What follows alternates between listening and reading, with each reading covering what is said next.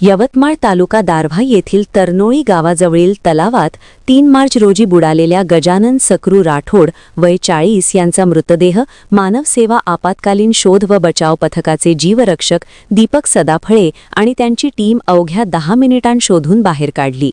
दारव्हा पोलिसांच्या तात्काळ पाचारणानंतर दीपक सदाफळे, विष्णू केवट, अश्विन केवट, शेखर केवट, हर्षल वानखडे आणि यश जवके यांनी तलावातील 20-25 फूट खोल पाण्यात साहसाचे सर्च ऑपरेशन सुरू केले। या धाडसी कामगिरीमुळे नागरिक, पोलीस अधिकारी आणि स्थानिक प्रशासन भारावून गेले। विदर्भ, मराठवाडा आणि खानदेशात प्रसिद्ध पिंजर मानव सेवा आपत्कालीन शोध व बचाव पथकाने पुन्हा एकदा सिद्ध केले की कोणत्याही आपत्तीत सज्ज, तत्पर आणि धाडसी कार्य हा त्यांचा कायमचा परिचय आहे। नागरिकांनी त्यांच्या तत्परतेचे आणि धैर्याचे जोरदार कौतुक केले। प्रतिनिधी संतोष माने।